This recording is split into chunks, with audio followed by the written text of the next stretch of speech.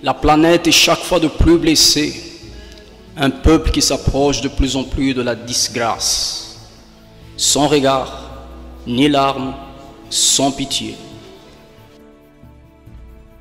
Le pire est en train d'arriver.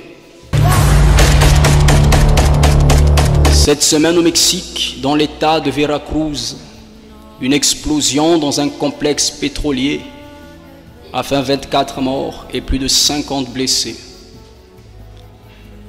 Ces personnes étaient seulement dans leur lieu de travail lorsque soudainement le feu les a brûlés.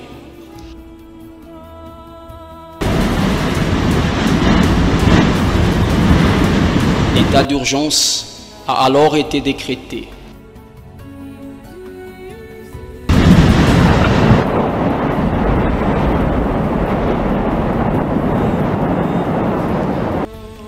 Au Canada, un incendie a obligé l'évacuation de plus de 80 000 personnes. Les flammes insistent au Lavra à détruire des vies. Ce sont des maisons, des forêts, de plus en plus de blessés dans la planète dont n'arrivent pas à guérir. Au Ontario, aux États-Unis, un homme a recréé une scène d'exécution. Il a tué 8 personnes, dont 2 enfants. Les corps ont été retrouvés dans 3 maisons, dans une petite propriété. 7 de ces personnes faisaient partie de la même famille et ont été tuées pendant qu'elles dormaient. Quelle horreur, quelle froideur. Quelle est la raison qui amène une personne à faire cela? Nous n'avons pas de réponse. Seulement du sang qui coule.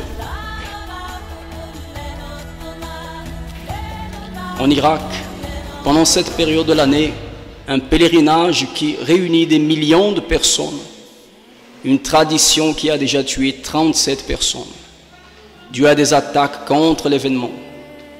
Mais ces personnes n'ont pas peur de continuer le rituel, même s'ils perdent leur vie. Un choix qui crée encore plus de rivalité, plus de guerre, plus de morts.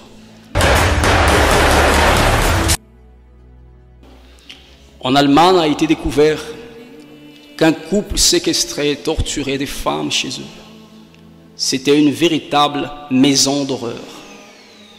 Les femmes étaient enchaînées à des chauffages, abusées sexuellement, mouraient congelées, étaient disséquées et brûlées dans la cheminée de la maison. Cela n'est pas humain, surréel. L'être humain perd la raison, n'a plus de sentiments. Tout comme au Syria, la guerre continue et les dégâts parlent d'eux-mêmes. Tout est détruit, des corps sous les décombres, des personnes, des enfants qui tournent leur regard vers le ciel, prêts à fuir la mort. Il n'y a pas une seconde, il n'y a pas de sécurité, ni des conditions pour vivre, et beaucoup moins survivre.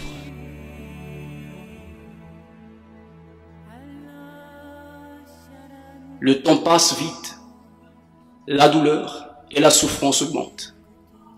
Matthieu chapitre 25, versets 12 à 13.